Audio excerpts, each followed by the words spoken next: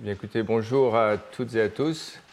Bienvenue pour ce 4e cours et en particulier le 3e concernant le thème que j'ai donc introduit au tout début de cette année et qui concerne donc l'adhérence intercellulaire.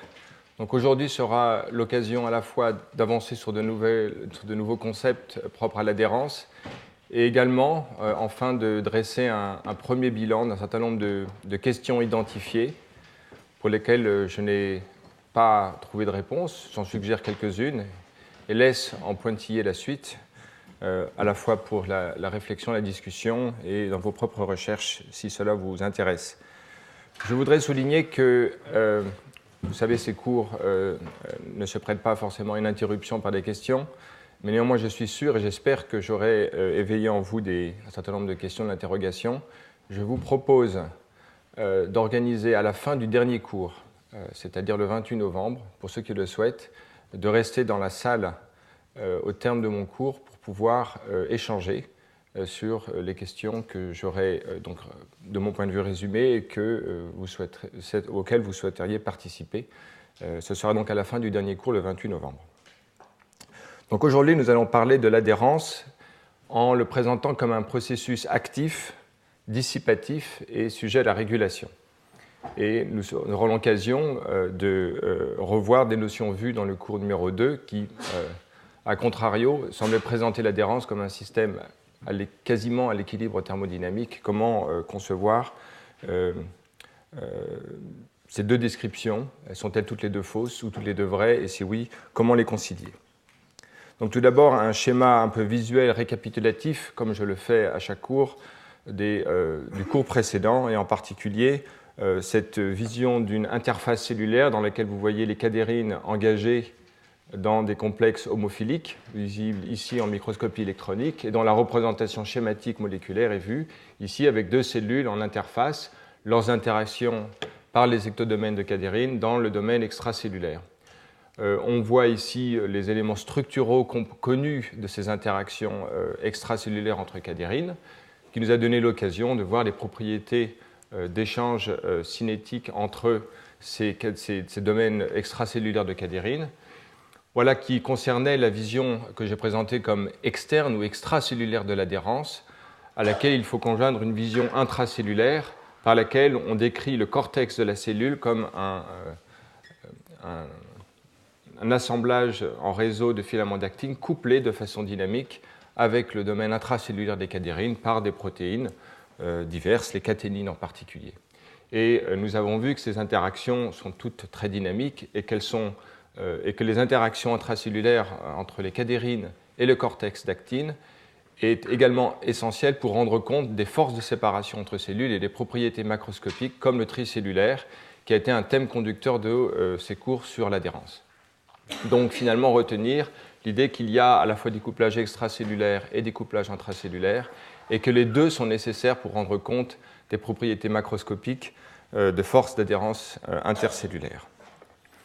Les points importants que nous avions soulignés étaient que tout d'abord, l'énergie d'adhérence intercellulaire ne peut pas se déduire simplement des énergies d'interaction au niveau moléculaire.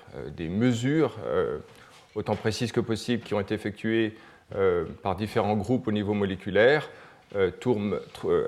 conduisent à des valeurs et des propriétés d'interaction qui ne corrèlent pas directement avec les propriétés macroscopiques. Ce qui suggérait que d'autres propriétés d'origine éventuellement cinétique ou propres à l'organisation des cadérines est nécessaire pour expliquer ce passage d'une échelle à l'autre. L'autre fait remarquable est que finalement, ces mêmes mesures biophysiques de ces dernières années ont identifié que finalement l'homodimérisation des cadérines est associée à des constantes de dissociation qui sont très faibles, les affinités sont très faibles, de sorte qu'il faut voir vraisemblablement l'importance de l'organisation et la concentration de molécules aux très faibles interactions et qui, parce qu'elles sont regroupées, organisées d'une façon particulière, donnent naissance à des propriétés de très forte affinité dans ces clusters. C'est un thème que nous allons réaborder aujourd'hui, je ne le développe pas plus.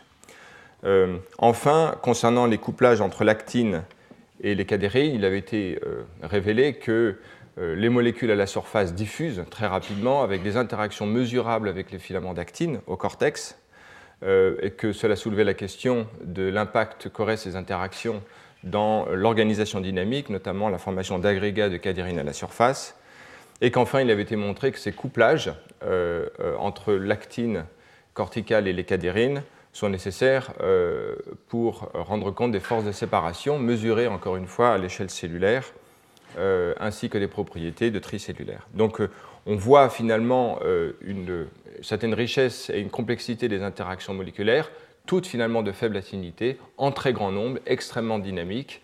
Et finalement, l'enjeu aujourd'hui, c'est de passer de ces propriétés biophysiques mesurées à l'échelle de la molécule à la propriété macroscopique mesurable de force d'adhérence intercellulaire. Et on verra que pour finalement passer d'une échelle à l'autre, les propriétés actives et dissipatives de l'adhérence sont, de mon point de vue, tout à fait fondamentales. J'avais fini le cours dernier par une perspective évolutive assez passionnante de l'adhérence qui finalement essaie de comprendre l'émergence de cette même fonction d'adhérence que je vous ai présentée, à savoir les couplages intra- et extracellulaires, et de voir que finalement, il semble vraisemblablement avoir émergé en deux étapes. Tout d'abord, l'émergence de cadérines impliquées vraisemblablement, sans données fonctionnelles robustes pour l'instant, dans la reconnaissance de l'environnement, mais pas dans un processus d'adhérence vraisemblablement, et qui se situe dans l'ancêtre commun qui précédait la séparation entre les métazoaires et les choanoflagellés.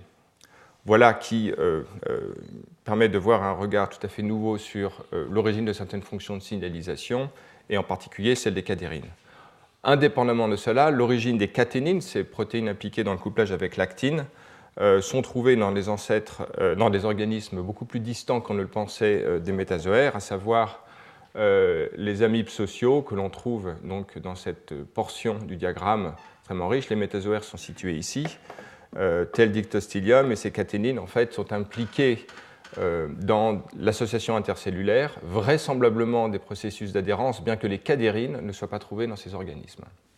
Et donc finalement, une dernière étape vraisemblable serait l'association des propriétés de couplage aux caténines, et donc avec l'actine, à partir de molécules cadérines impliquées jusqu'à présent dans des processus de signalisation, et qui, recombinées, donnerait cette nouvelle fonction émergente que l'on trouve déjà chez les éponges, et donc vraisemblablement dans l'ancêtre commun qui précédait les éponges et les bilatéria. Donc voilà, en fait, si vous voulez, je vous ai présenté les processus extracellulaires puis intracellulaires. On voit que vraisemblablement, d'un point de vue évolutif, ils sont apparus séquentiellement. Voilà comme résumé du cours précédent. Donc aujourd'hui, nous allons aborder dans notre série de questions et de notions d'affinité, partant de l'affinité des modèles thermodynamiques et des processus de couplage que nous avons vus la dernière fois, au processus d'adhésion comme système actif, dans lesquels nous allons aborder deux notions fondamentales, la formation d'agrégats, de clusters de cadérines à la surface, et deuxièmement, les propriétés de mécanosensation et de mécanotransduction dans les complexes cadérines. Donc tout d'abord, voyons donc ce schéma qui illustre un épithélium dans lequel nous pouvons voir dans la partie très apicale cette zone que l'on appelle la zonula adherens, qui est la zone jonctionnelle dans laquelle sont concentrées les protéines d'adhérence, les molécules d'adhérence telles les cadérines. Et on peut voir notamment dans ce schéma qu'un certain nombre de clusters, dont la taille est de l'ordre de quelques dizaines, centaines de nanomètres, est représentée par ces taches vertes, mais de façon intéressante, la surface latérale, initialement décrite comme une zone non adhérente, est en fait occupée par ces mêmes clusters de taille donc dizaines, centaines de nanomètres, qui sont situés donc le long de ces interfaces latérales. Ce qui donc soulève la question des interactions possibles, dynamiques, entre la partie apicale et la partie plutôt latérale, et surtout révèle, grâce aux techniques de microscopie super résolutive qui ont été développées en gros ces 10-15 dernières années, mais surtout les 10 dernières années, de caractériser de façon nouvelle l'organisation des cadérines. Et ici, l'on voit à droite un schéma qui illustre peut-être différentes échelles d'organisation des cadérines, à savoir des nanoclusters de quelques protéines qui donc, sont situés à la surface et qui peuvent s'engager de façon homophilique avec des clusters à l'autre surface cellulaire, lesquels forment alors des clusters visibles de taille de dizaines de nanomètres. Et voilà. Donc finalement, on peut être ici identifier deux tailles de clusters, des nanoclusters de quelques protéines et des microclusters qui sont en fait de la taille de quelques dizaines, centaines de nanomètres. De toute façon, nous allons voir les expériences qui permettent de fonder, de caractériser ces agrégats à la surface de la cellule. Ils ont été observés, point important, pour toutes les cadérines connues. En tout cas, un grand nombre d'articles que je n'ai pas pris le temps de recenser, vous les trouverez dans la littérature facilement, caractérisent ces dernières années cette propriété des cadérines de former des agrégats de taille finie. Donc prenez-le comme une propriété très générale et une notion qui ressort des recherches de ces 5-6 dernières années.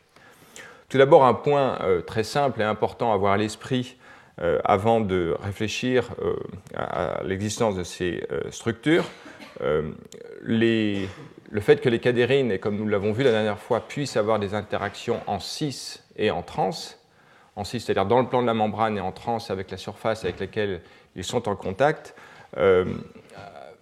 permet de prédire que finalement, si l'on laissait suffisamment de temps au système, il y aurait un phénomène de séparation de phase entre ces cadérines qui, dans le plan de la surface, donnerait naissance à une séparation complète entre les cadérines agrégées dans une surface et séparées totalement et qui se distingueraient complètement de l'autre phase dans lesquelles il n'y aurait plus de cadérines, même monomériques. Alors, indépendamment des aspects temporels, cinétiques de ce processus, qui pourrait prendre beaucoup plus de temps qu'il n'est possible dans la vie de la cellule, disons que l'existence de clusters de taille finie que j'ai représentés par cette émulsion, si vous voulez, en deux dimensions des cadérines, dans lesquelles vous reconnaissez d'une part les monomères présents partout à la surface et ces clusters de taille finie dont nous verrons la caractérisation plus tard, suggère clairement qu'il y a des processus actifs en jeu qui maintiennent l'état d'émulsion de ces clusters et nous devrons en découvrir l'origine.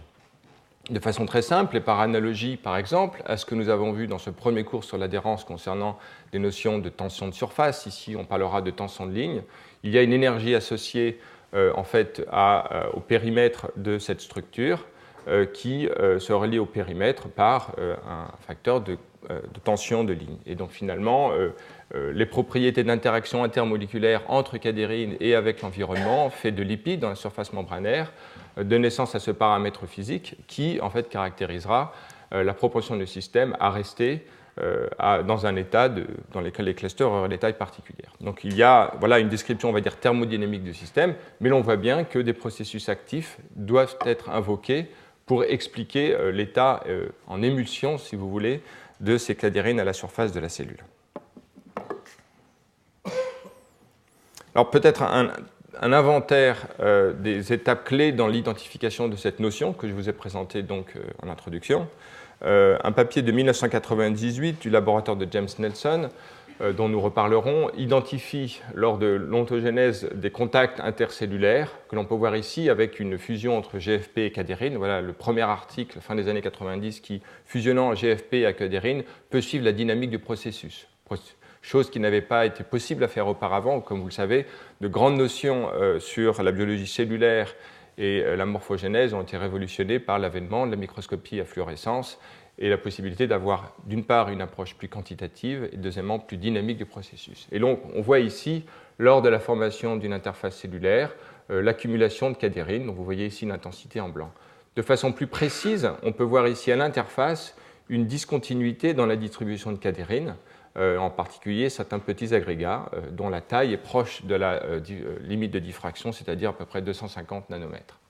Et en suivant au cours du temps le processus, les auteurs identifient donc la formation de ces clusters de taille finie et puis une accumulation au pourtour de l'interface qui se voit de façon très claire ici, dans laquelle vous avez ici une interface cellulaire et au bout d'un certain temps, quelques heures, il n'y a quasiment plus de cadérine à cette interface, elle est concentrée dans les parties les plus externes des interfaces cellulaires. Ce qui montre que finalement, la description propre à Steinberg de l'adhérence comme quelque chose qui dépend de la distribution moyenne et prétendument homogène des cadérines, clairement ne correspond pas à la réalité d'une interface cellulaire. Et donc, il va falloir prendre en compte cette hétérogénéité de distribution des cadérines. Et de façon schématique, voici donc les différentes étapes. Deux cellules mises en contact forment de premiers agrégats, lesquels se multiplient, deviennent de plus en plus grand nombre, puis se réorganisent au pourtour des interfaces cellulaires et se concentrent dans les parties les plus externes, dans le cas de 2 cellules ou d'un nombre plus important de cellules. Voici une autre cadérine que celle dont nous avons parlé, eucadérine. Voici ici V-eucadérine dans les cellules endothéliales. Et l'on peut voir ici, donc maintenant, vous savez, vous avez une cellule que l'on présenterait ici de façon schématique, une autre cellule. Et si l'on regarde en microscopie confocale cette interface, on observe toute une série d'agrégats. Et cette expérience permet de montrer que ceux-ci sont de nature homophilique, au sens où, en marquant une cellule avec V-eucadérine marquée avec la GFP en vert, et dans l'autre cellule, un autre tag de eucadérine flag, on peut voir donc la superposition des 2 fluorescences et donc révéler que tous ces agrégats sont bien de nature homophilique, au sens qu'ils présentent des cadérines dans les 2 cellules en contact l'une avec l'autre. Donc, ceci était une des premières visualisations de la nature homophilique des agrégats de cadérine de taille finie à la surface des cellules. Cette étude, à peu près dans les mêmes années, dans l'insecte drosophile, identifie ces clusters de cadérine, et notamment la présence de tous les composants que nous avons vus la dernière fois, à savoir les caténines, bêta-caténines, alpha-caténines, ce qui donne une représentation schématique de complexes homophiliques couplés au lactine cortical par ces caténines. L'existence de cette hétérogénéité a permis de reconsidérer les expériences sur la dynamique des cadérines qui, vous vous en souvenez peut-être, se révèlent par les expériences de photoblanchiment. Ayant une cadérine fluorescente, on peut donc éteindre la fluorescence de protéines toujours existantes et voir la cinétique de retour de fluorescence dans la zone qui a été blanchie. Et par exemple, ici, on voit un agrégat de cadérine de l'ordre de quelques centaines de nanomètres. On le blanchit et on peut suivre au cours du temps, ici, donc en fausse couleur, le retour de fluorescence, et on peut distinguer des cinétiques de retour de fluorescence lorsque l'on regarde des clusters de cadérine ou des zones qui se situent entre les clusters et que l'on voit très bien dans cette image confocale. Vous voyez ici quelques clusters, mais des zones qui en sont dépourvues. Et finalement, la question est, si ces clusters sont des clusters homophiliques, on s'attend à avoir une stabilité d'interaction moléculaire qui donne naissance à un retour de fluorescence plus lent que dans des zones où la cadérine est principalement monomérique et diffusant permettrait un retour de fluorescence plus rapide. Et c'est effectivement ce que l'on observe. Vous voyez ici un exemple de retour de fluorescence quantifié au cours du temps d'une zone en cluster, dans laquelle le retour de fluorescence par rapport à la valeur initiale est faible, alors que dans les zones situées entre ces clusters, le retour de fluorescence est plus important. De façon statistique, on peut voir ici cette tendance à un retour de fluorescence qui est dépendant tout à fait de la fluorescence. Vous voyez qu'il y a une certaine distribution des valeurs autour d'une moyenne et qui en fait est due principalement au fait que lorsque l'on fait cette expérience de photoblanchiment, la taille que l'on éteint de quelques centaines de nanomètres est beaucoup plus grosse par rapport à l'existence réelle des clusters, sans doute de taille plus petite, et donc on observe de façon statistique la moyenne de processus à la fois de monomères, de clusters, d'oligomères de taille variable et de clusters de taille plus importante. Donc finalement, il nous manque aujourd'hui les outils d'une étude beaucoup plus résolutive, subrésolutive à vrai dire, de tel processus. Mais néanmoins, la tendance statistique est claire. Ces clusters plus fluorescents contenant les caténines ont une composition plus stable au cours du temps que les zones de plus faible fluorescence, principalement enrichies en monomères. En tout cas, les données vont clairement dans cette tendance et ont été confirmées par de nombreuses équipes. Comme je vous le disais, les méthodes d'observation microscopique super résolutives, qui existent sous différentes formes, ont permis de caractériser de façon beaucoup plus précise et quantitative l'organisation, la densité des clusters de cadérine initialement caractérisés comme je viens de vous le montrer. En particulier, cette étude utilisant le PALM, c'est-à-dire la photoactivation de molécules, qui permet la localisation avec une résolution qui dépend globalement de la quantité de photons émis et qui permet d'approcher des résolutions en planaire de l'ordre de quelques dizaines de nanomètres suivant les conditions. Et donc une telle étude, toujours dans des cellules épithéliales, ici de drosophiles, permet d'avoir des cartes de localisation qui, superposant les localisations de toutes les molécules, que vous voyez ici. Alors voici une telle image de superposition des localisations de cadérine, et ici la représentation schématique avec chaque point correspondant au centre de la distribution inférée de la cadérine. On peut voir donc ici donc la véritable densité de molécules. Voilà. Le critère retenu dans cette étude pour la formation des clusters est finalement un critère de proximité défini par, méthodologiquement, la résolution de l'approche, qui est étant de l'ordre de 30 nanomètres. Toute molécule étant à une distance qui est moindre que cette résolution sera considérée comme faisant partie d'un cluster. C'est un critère ad hoc qui est défini donc une taille de cluster, non pas en fonction des nombres de molécules dans une distance particulière, mais disons, plutôt qu'il ne mesure pas la distance spatiale d'un cluster, mais plutôt sa densité, voilà, selon un critère de proximité. Et le point important est ce que vous voyez ici. Si on observe la distribution en fréquence, ici en échelle logarithmique, des clusters de taille n, définis selon ce critère de proximité, on voit une distribution en loi de puissance, avec, pour les grandes tailles, un cutoff exponentiel qui définit un seuil dans lequel on se dévie de cette loi de puissance exponentielle, avec donc ce coefficient alpha. Nous allons revoir comment caractériser cette distribution, et en particulier, le point assez remarquable est, comme vous le savez, un épithélium évolue au cours du temps, notamment au cours du développement, les quantités de cadérine évoluent au cours du temps, et le fait tout à fait remarquable est que finalement, en regardant les épithélia à des âges différents, il semble que la distribution en loi de puissance soit totalement dépendante et à certains égards prédéterminée par la quantité de molécules que l'on peut observer et mesurer sur une jonction. Donc on voit ici le nombre de molécules par micron carré et donc la distribution à différents stades de développement. À des stades précoces, en bleu, on voit finalement un enrichissement en clusters de petite taille, alors qu'à des stades plus avancés, il y a beaucoup plus de clusters de taille plus importante, ce qui reflète le processus de maturation de l'adhérence dont nous avons parlé la dernière fois. Mais maintenant, considérant une densité particulière, et par exemple cette densité sigma 2, ici, eh bien, on voit qu'il y a une superposition très, très forte dans la distribution en loi de puissance, que l'on considère les jonctions d'un embryon jeune, en bleu, ou un embryon plus âgé, en rouge. Et donc finalement, indépendamment des processus qui sont innombrables et peuvent changer au cours du temps, il semble que la distribution soit totalement dépendante du nombre de molécules. Donnons-nous une quantité de molécules à la jonction que l'on mesure, on peut prédire exactement sa distribution, quel que soit le stade de développement, aussi bien pour les stades précoces, sur les lignes continues, ou sur les stades que l'on considère une densité relativement élevée, sigma 2, ou une densité plus faible, sigma 1.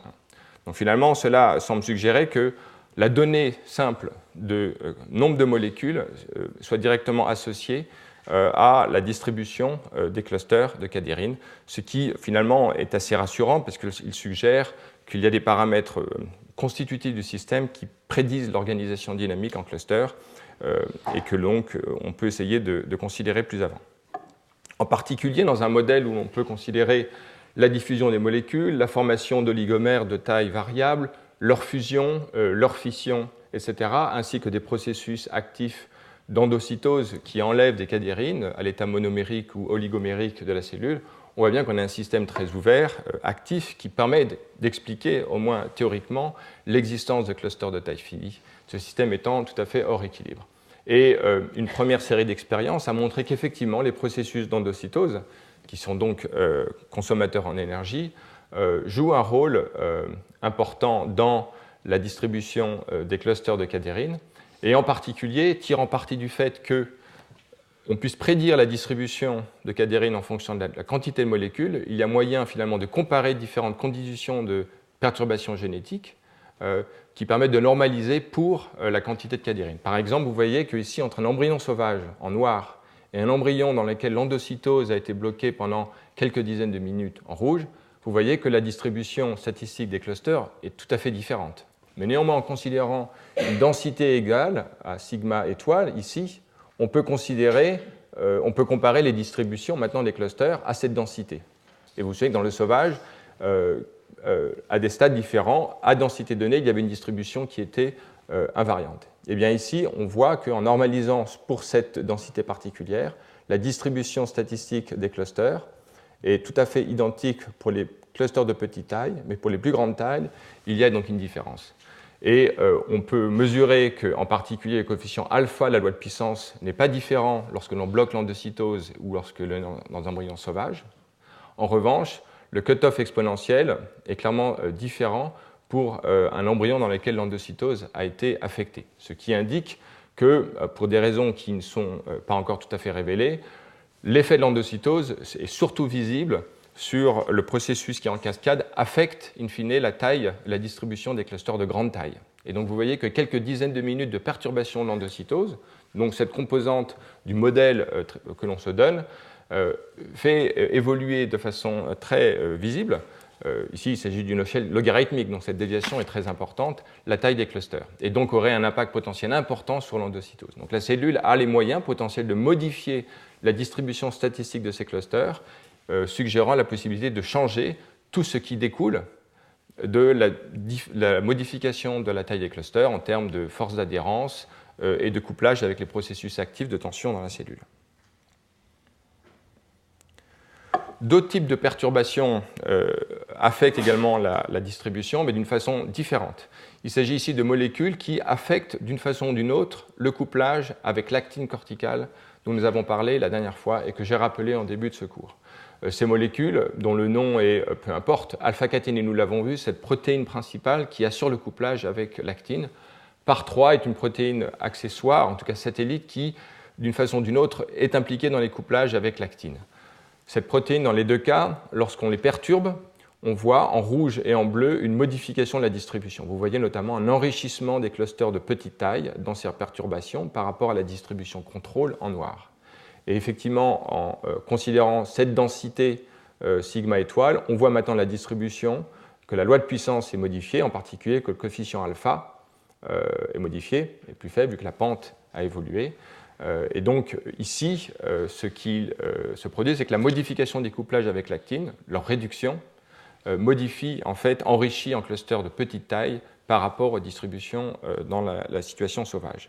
Donc on voit ici, par ces méthodes quantitatives, que l'on peut regarder de façon beaucoup plus précise comment les propriétés de couplage dont nous avons parlé la dernière fois modifient les interactions et la distribution statistique des clusters à la surface des cellules. Et nous en verrons les conséquences plus tard. Une autre étude que je vais évoquer maintenant et qui assure un lien précis avec le cours de la dernière fois permet de montrer l'impact des interactions trans-homophiliques de cadérine et de couplage avec l'actine dans l'organisation de ces clusters. Après quoi, je ferai une petite synthèse sur ces notions. Ici, il s'agit d'une approche relativement semblable, STORM, et qui identifie la localisation des molécules. Dans cette étude, les auteurs n'ont pas utilisé le même critère de densité dans la taille des clusters que dans le papier précédent. Vous vous rappelez que dans le papier précédent, on mesurait un critère de proximité, mais pas de densité. Ici, ils regardent sur une surface de 100 nanomètres carrés le nombre de molécules. Ils ont donc une distribution particulière. En utilisant les mêmes critères que dans l'étude précédente, ils retrouvent la même loi de puissance. Mais ici, de façon intéressante, ils trouvent finalement très peu de clusters de densité importante, tels que prédits, rappelez-vous le cours de la dernière fois, tels que prédits par les éléments structuraux, qui prédisaient au moins la possibilité d'une organisation quasi en cristal, en 2 dimensions, aux interfaces cellulaires, entre les cadérines engagées dans les complexes 6 en bleu et trans avec les molécules oranges, qui prédisaient une densité de l'ordre de 360 molécules par 100 nanomètres carrés. On voit ici que la grande majorité des clusters sont en beaucoup plus faible densité. Et en fait, les auteurs, regardant de façon plus finement et en définissant des tailles de surface beaucoup plus réduites, ont pu identifier l'existence d'une organisation quasi cristalline à la surface. En voici les données. En définissant des sous-régions, en prenant des bins de 30 nanomètres sur 30 nanomètres, ils voient effectivement des clusters qui ont des densités plus importantes. Et vous voyez ici la situation de contrôle. On a ici la valeur moyenne de la densité définie dans ces petites zones, et l'on voit dans les conditions sauvages de l'ordre de 50 molécules sur cette surface. Par contre, lorsque l'on utilise des mutants qui affectent ou les interactions en cis, en rose, ou les interactions en trans, au sens où elle les abolit, on voit une réduction de ces clusters. Donc vous vous souvenez que ces interactions cis et trans, que nous avons vues la dernière fois, et qui jouent un rôle important dans l'adhérence, dans les processus d'agrégation, nous avons vu, à l'échelle moléculaire, affectent la distribution et la taille des clusters, qui sont moins importants lorsque ces interactions cis et trans sont perturbées. En revanche, un mutant qui stabilise les interactions trans, on le voit ici, augmente considérablement la taille des clusters et en particulier approche d'une valeur proche de l'organisation quasi-cristalline de 360 nanomètres.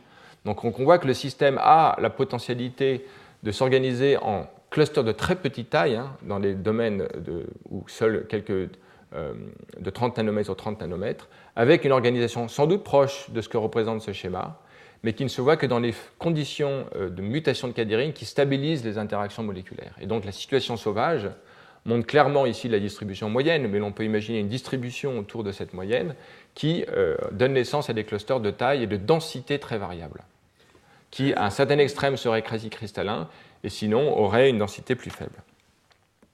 Donc voilà un regard complémentaire sur ce que nous avons vu. Le deuxième point important est que finalement, si l'on n'a pas une telle résolution sur la mesure de cadérine et que l'on regarde maintenant des tailles plus grandes, de quelques centaines de nanomètres, à ce moment-là, on observe que les clusters, on va dire micrométriques, plus grands, existent quelles que soient les conditions de cadérine, à savoir aussi bien dans les cadérines sauvages que dans les cadérines qui sont affectées dans leur interaction cis et trans. Ce qui veut dire qu'il y a donc deux modes d'organisation, un mode très local dépendant des interactions cis et trans, et un mode un peu plus large qui semble être indépendant des interactions cis et trans. De quoi est-il dépendant? Nous allons voir qu'il est dépendant en fait des interactions avec le cortex d'actine. Et c'est le point donc, que je développe dans cette diapositive, où l'on voit déjà un niveau de l'organisation aux interfaces cellulaires où existent les complexes trans. On voit en jaune, en vert en réalité, les cadérines. Et on voit ici un zoom. Donc ici, c'est de la super résolution. Vous voyez l'échelle de 100 nanomètres. On voit ces clusters trans de cadérine. Et l'on voit qu'ils sont entourés par toute une population d'actines que l'on voit ici en rouge. Même dans les surfaces libres, des surfaces non engagées dans un complexe, dans un contact homophilique avec une autre cellule, on voit également la formation de complexes cis, en cadérine vue en vert, entourés également par de l'actine. Alors, il est vraisemblable qu'une partie de l'actine qui existe n'est pas identifiée dans ces approches parce qu'il est quand même très surprenant qu'il ne voit pas d'actine superposée avec les complexes trans, trans ou cis. Mais néanmoins, le point important est qu'il existe une sorte de barrière qui entoure et peut-être semble délimiter la taille des clusters de cadérine. Effectivement, les approches quantitatives corroborent cette notion. Dans les conditions sauvages ou des conditions où on dépolymérise l'actine en rose, ou à l'inverse, ou dans le même sens, on mute, on enlève le domaine d'interaction avec les caténines et donc avec l'actine de cadérine, on voit que le diamètre des clusters, mesuré ici, augmente de façon très très significative. Et l'on voit à cette interface cellulaire le mutant cadérine qui est dépourvu d'interaction avec les caténines et donc qui ne peut pas voir, entre guillemets, l'actine. On voit que les clusters existent et l'on voit, avec la même échelle de 100 nanomètres que précédemment, vous voyez que ces clusters peuvent avoir de très très grandes tailles. Donc il semble que la capacité d'interagir avec l'actine joue aussi un rôle dans la délimitation de la taille moyenne des clusters de cadérine. Et donc le point important est qu'il y a deux notions. La taille des clusters en termes de surface occupée et visible ici est dépendant des interactions avec l'actine. Par ailleurs, la densité de clusters au sein de ces clusters, elle, est très très dépendante des interactions cis et trans entre les cadérines. Et donc finalement, je voudrais ici énoncer un certain nombre de points importants qui ressortent de ces études et d'autres que je n'ai pas pris le temps de développer mais que je cite en passant. Tout d'abord, il existe des clusters cis qui ne sont pas engagés dans une interface adhésive, vu qu'ils sont à une surface libre de la cellule, qui sont entourés, telles les barrières, par le réseau d'actine. On peut voir ici une représentation de cela par des cadérines formant des complexes en cis qui sont entourés par ce réseau très très dynamique d'actine. Il est vraisemblable que ces barrières d'actine définissent des pièges de diffusion qui facilite la formation de complexes en trans. Alors il existe un papier théorique en particulier, essentiellement théorique, que je cite ici, du laboratoire de Barry Honig à Columbia, qui, avec Ben Scholl, qui, utilisant des simulations Monte-Carlo, a pu l'idée qu'effectivement un piège de diffusion pourrait en fait permettre de transiter d'un complexe 6 en un complexe trans de cadérine. Donc vraisemblablement, on peut dire que l'observation de ces barrières d'actine pourrait constituer un tel piège de diffusion et faciliter les interactions 6 et trans des cadérines. Le troisième point est que les interactions 6 et trans entre cadérine et avec l'actine coopèrent pour réguler la densité de cadérine dans un cluster. D'accord ? Donc vous voyez, un critère de proximité qui définit la densité et l'occupation spatiale qui est définie par les interactions avec l'actine globale corticale. Donc il y a ces deux niveaux d'organisation. On voit donc ici les complexes en trans. Il faut imaginer donc des filaments d'actine situés également au sein du cluster qui régule la densité, et puis une actine qui est organisée autour et qui pourrait définir, limiter la taille. Le quatrième point est que les interactions avec l'actine régulent le turnover de la composition des clusters, au sens où modifient le temps de vie moyen d'une cadérine dans un cluster. Voilà une chose qui ressort d'un certain nombre d'études. Et qu'enfin, autre niveau, un cluster qui aurait une taille et une durée de vie moyenne en termes de molécules qui la composent données a par ailleurs un certain degré d'immobilisation à la surface, nous allons le voir tout à l'heure, c'est-à-dire qu'il peut rester de façon stationnaire pendant un certain temps, ou alors il peut être déplacé en fonction des interactions avec l'actine. Donc retenons de ces études les faits qu'il existe des clusters de taille finie, que leur interaction cis et trans régule la densité, et que les interactions avec l'actine régulent à la fois la densité ainsi que la taille, la surface occupée de ce cluster. Donc, ce que j'ai présenté pour cadérine, E-cadérine, est vrai de nombreuses autres cadérines, en tout cas qui ont été étudiées. Concernant les mécanismes de formation des clusters, j'ai souligné l'existence de pièges de diffusion. Je donne les auteurs dont les expériences ou les approches théoriques soulignent ce point. L'importance des interactions avec l'actine et les auteurs qui ont contribué à ces études. Le rôle, finalement, de l'endocytose, autre processus actif, dans la régulation à des échelles de temps plus longues de la taille des clusters. Et également, le point que je n'ai pas souligné mais qui est important à identifier, les interactions avec les lipides à la surface qui jouent un rôle très important, notamment dans la perspective d'une régulation de la tension de ligne, comme un paramètre qui définit finalement l'énergie d'interaction du périmètre et qui est dépendant des interactions avec l'environnement. On imagine que les interactions dynamiques avec les lipides peuvent jouer un rôle important. Donc on voit ici à différents niveaux, l'existence de processus actifs qui pourraient jouer un rôle important dans le processus de définition de taille de cluster, en particulier les interactions avec l'actine et l'endocytose.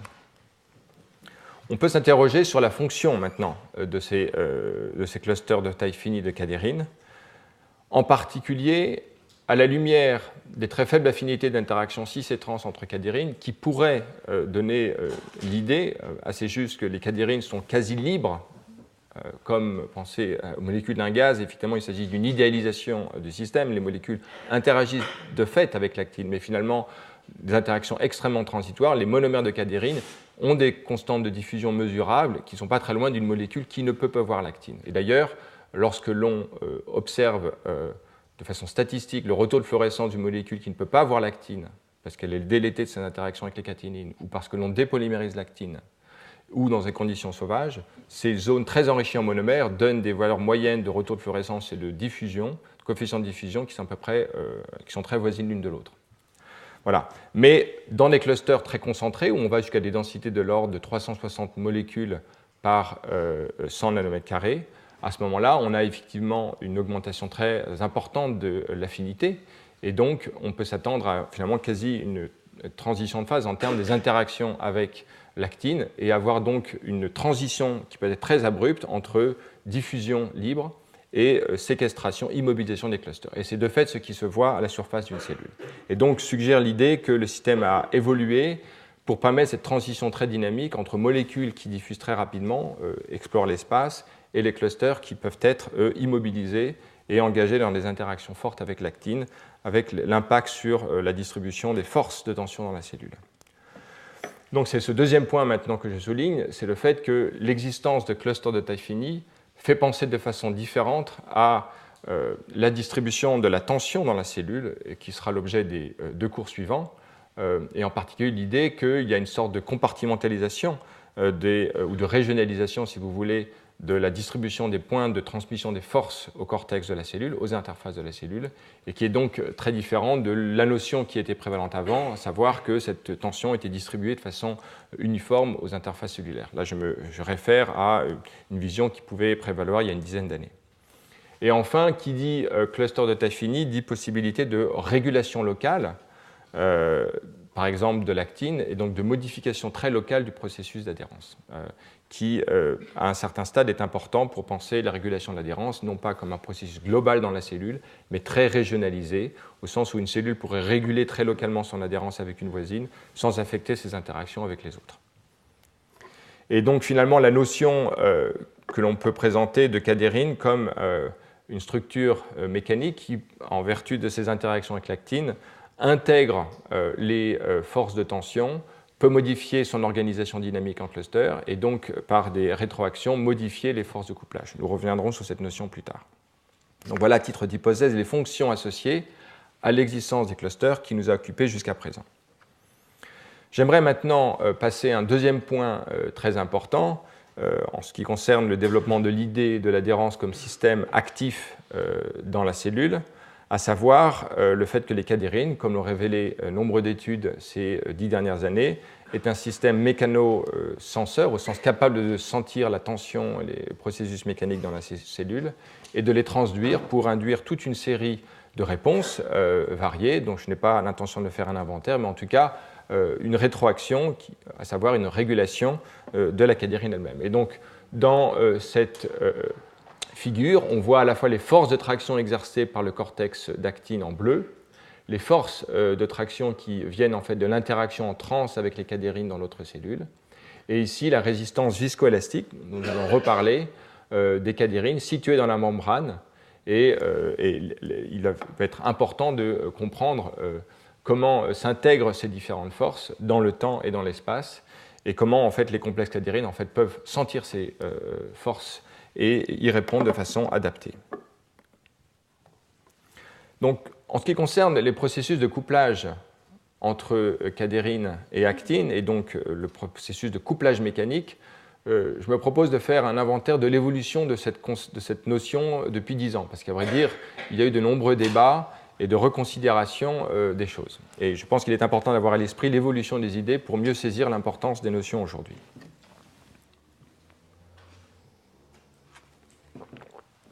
Le schéma qui prévalait après les études qui identifiaient les caténines comme agents de couplage avec les cadérines, dont nous avons parlé la dernière fois, donnait l'idée d'un complexe quaternaire présenté dans cette introduction de cadérine avec les caténines et l'interaction avec l'actine, avec des interactions dynamiques.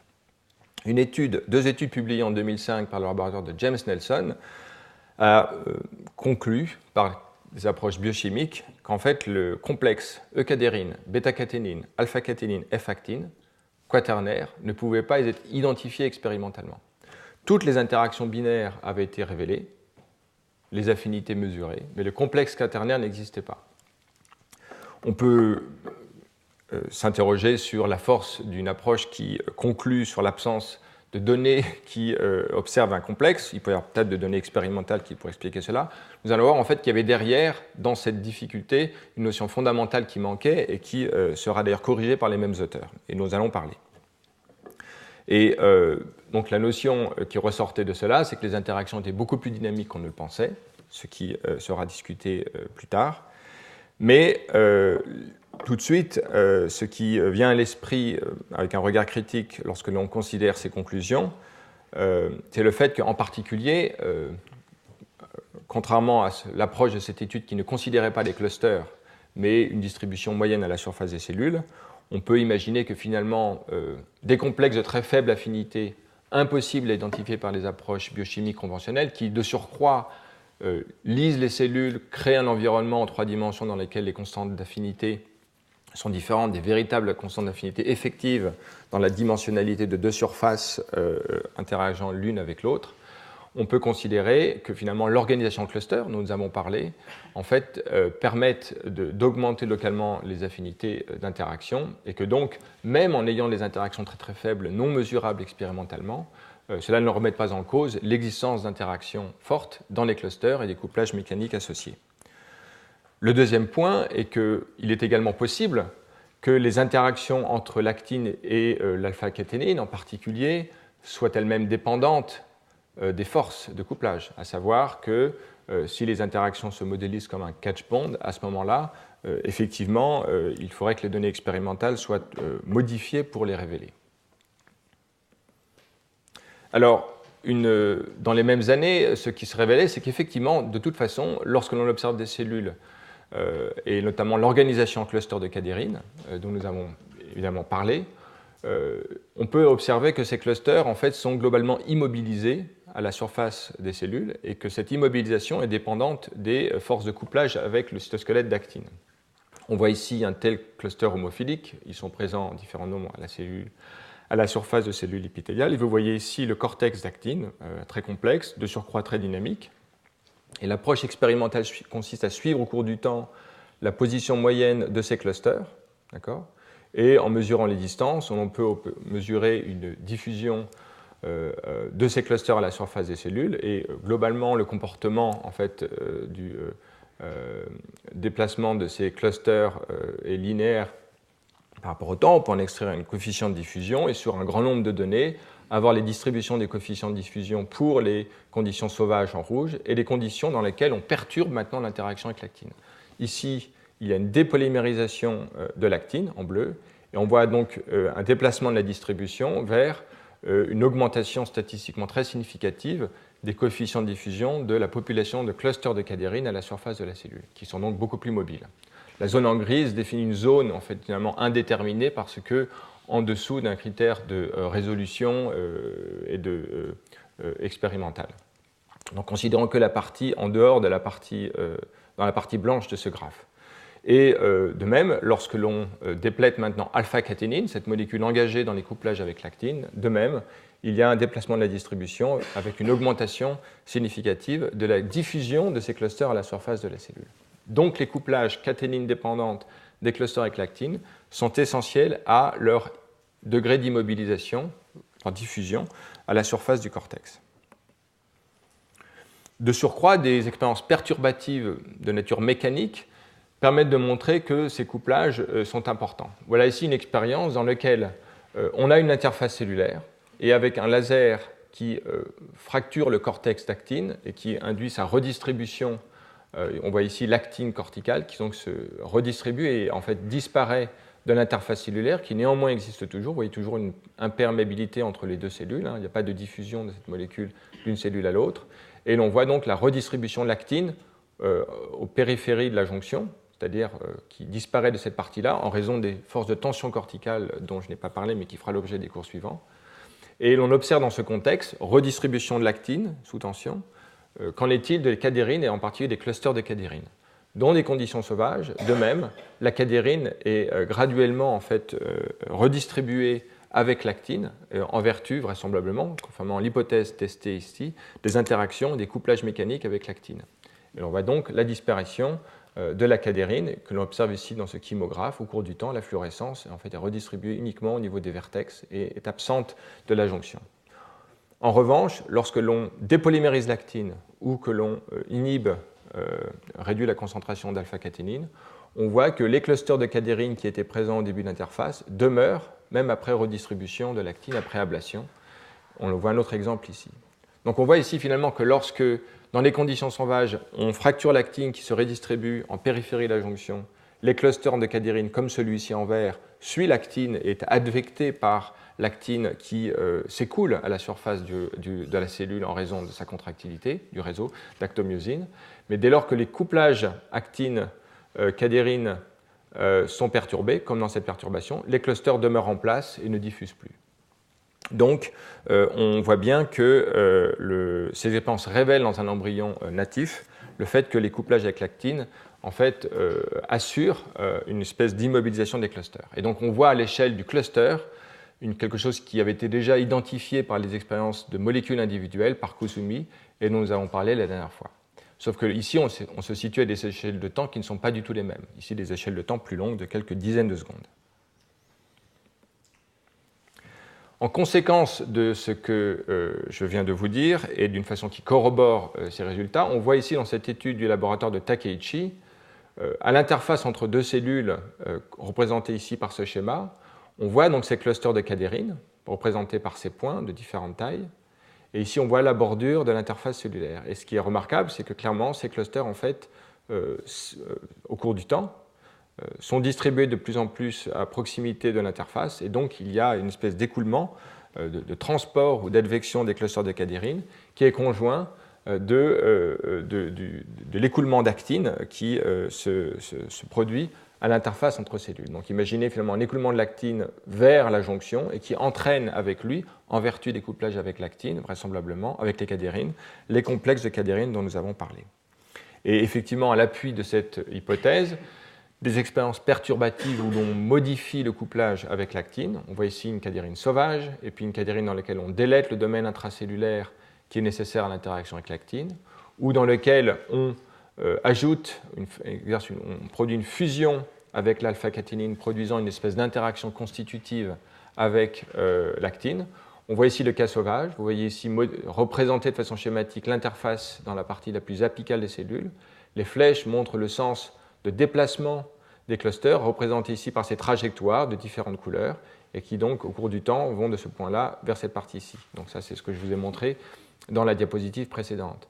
Maintenant, lorsque l'on délète le domaine d'interaction intracellulaire, on voit maintenant que les clusters sont immobiles, ils ne peuvent plus bouger. Voilà qui est tout à fait conforme à ce que je vous ai montré dans l'étude précédente. Ou lorsque l'on a une fusion constitutive avec alpha-caténine, mais dans laquelle on empêche l'interaction spécifique avec l'actine. Également, les molécules sont diffusées, sont immobiles. Donc on a un écoulement d'actine qui entraîne avec lui les clusters de cadérine.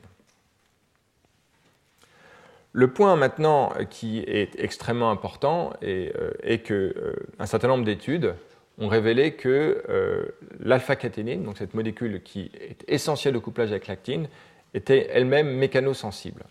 Cet article de Yonemura en 2010 en particulier le révèle de façon très claire. Exploitant l'existence de cellules dans lesquelles il peut exprimer alpha-caténine et induire la formation de clusters. On voit ici eucadérine qui, dans ces cellules dépourvues de caténine et de vinculine, forment des petites interfaces avec une faible concentration de cadérine. Dès lors qu'il exprime dans ces cellules alpha-caténine, on voit une augmentation de la densité des cadérines aux interfaces. Et donc on a ici la formation d'interfaces cellulaires tout à fait conventionnelles avec les différentes caténines. Et utilisant donc ce système expérimental, Yonemura et ses collègues ont pu montrer que donc la vinculine, que l'on voit ici, est une molécule qui ressemble à alpha-caténine et qui s'associe avec l'actine, est recrutée d'une façon qui dépend des forces. Lorsqu'on utilise un inhibiteur de la myosine 2, représenté ici, le recrutement de vinculine qui normalement se produit ici disparaît. D'accord ? Et on le voit que cependant, en utilisant une mutation de caténine qui comporte que la partie aminoterminale, dépourvue de sa partie C-terminale, cette molécule qui est maintenant délétée en partie, est liée de façon constitutive aux caténines, même lorsque l'on inhibe la tension. Et donc ceci a suggéré aux auteurs le modèle suivant. L'alpha-caténine formerait une protéine dans une conformation repliée qui est incapable de se lier à vinculine, mais sous l'action de force qui modifierait sa conformation, permettrait de rendre disponible un domaine à l'interaction avec vinculine. Et donc comment maintenant un stress mécanique induisant une déformation moléculaire, permettrait le recrutement d'une protéine, vinculine, qui permet de renforcer les interactions avec l'actine, comme représenté ici. Donc, on a le complexe cadérine, les caténines, les forces de traction sur la molécule qui modifieraient sa conformation, permettant le recrutement de vinculine par cette étoile, le recrutement de nouveaux filaments d'actine et finalement un phénomène de rétroaction qui renforce les interactions. Et on voit de fait ici des données qui corroborent ce modèle.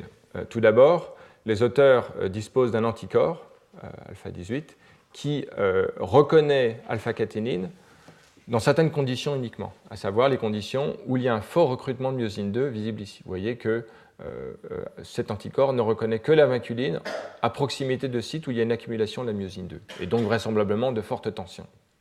On le voit ici, néanmoins, que alors qu'alpha-caténine n'est détectée qu'ici, bêta-caténine est présent à toutes les interfaces. Et un autre anticorps contre l'alpha-caténine dans une autre région, effectivement, marquerait toutes les jonctions. Et le deuxième point est qu'effectivement, cet anticorps qui marque donc des jonctions et disparaît complètement, le signal disparaît complètement lorsque l'on inhibe la myosine 2.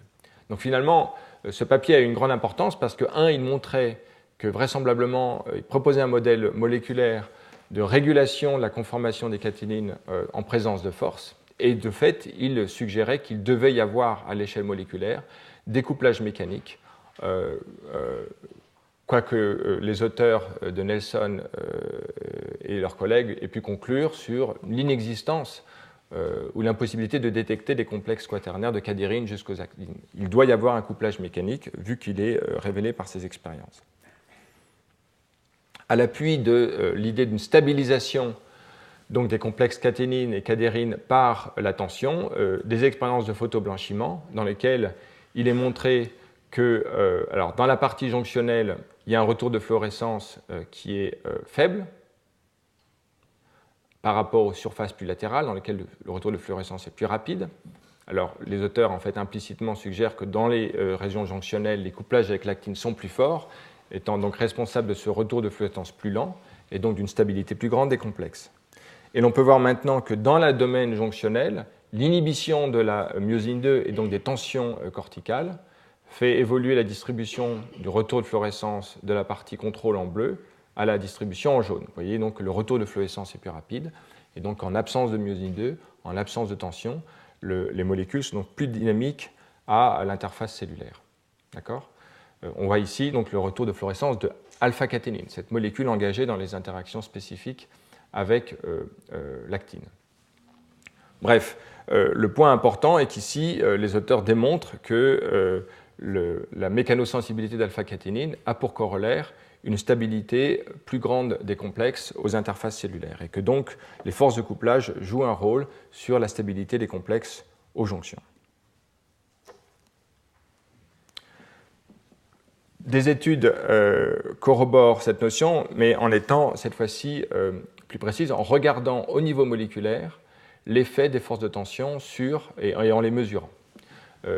Cette étude donc, consiste à regarder des interfaces cellulaires et à avoir une protéine cadérine dans laquelle les auteurs introduisent ce senseur de force dont je vais parler un instant parce qu'il il a eu un grand impact dans la communauté de biologie cellulaire. Il s'agit en substance de présenter dans la structure de la molécule, donc vous voyez ici cadérine, son domaine extracellulaire en orange, le domaine transmembranaire et ici le domaine d'interaction avec bêta-caténine.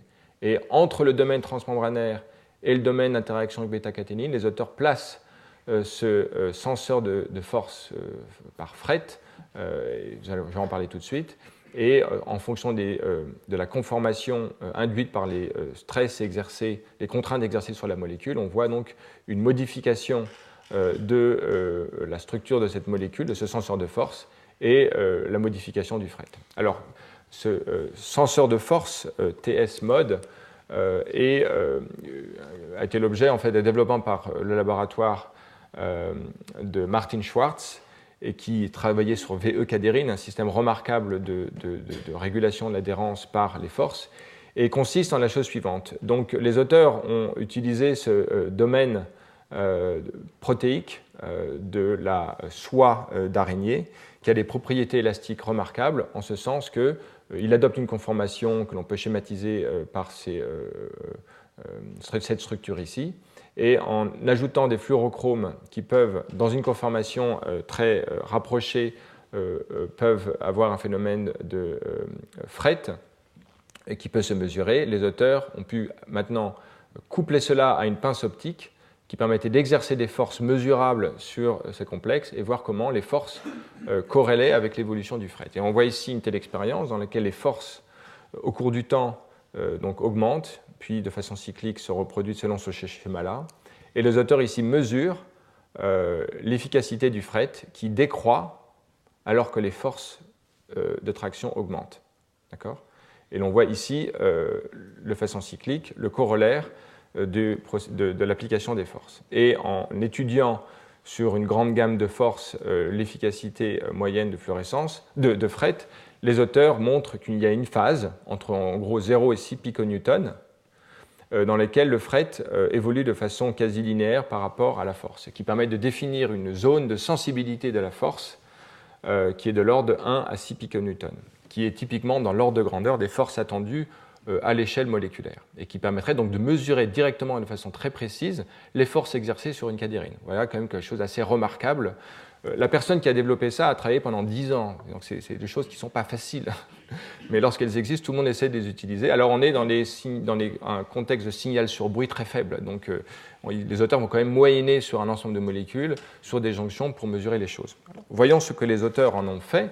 Donc maintenant, le laboratoire de James Nelson utilise donc cette fusion maintenant adjointe aux cadérines, et l'on peut voir déjà de façon remarquable qu'il y a une surface libre à la cellule, non engagée dans les processus d'adhérence.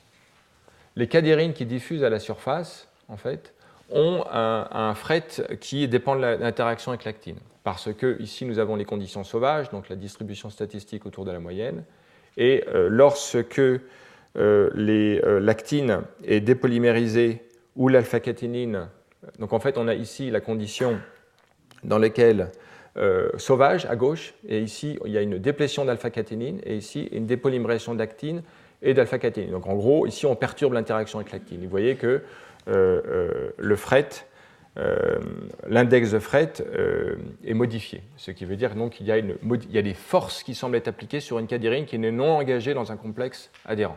Voilà la situation un peu du stress interne de la cellule, non associé à un processus d'adhérence et qui dépend des interactions avec l'actine. Maintenant, aux interfaces cellulaires, où donc les cellules subissent des contraintes venant des interactions avec d'autres cellules, donc on peut les caractériser comme des contraintes externes agissant sur les cadérines, de la même façon, on peut observer que l'inhibition de la dépolymérisation de l'actine ici et l'inhibition de la myosine 2 ici, en fait, modifie également la distribution du fret sur les molécules, ce qui implique donc leur déformation sous contrainte est modifiée. D'accord ?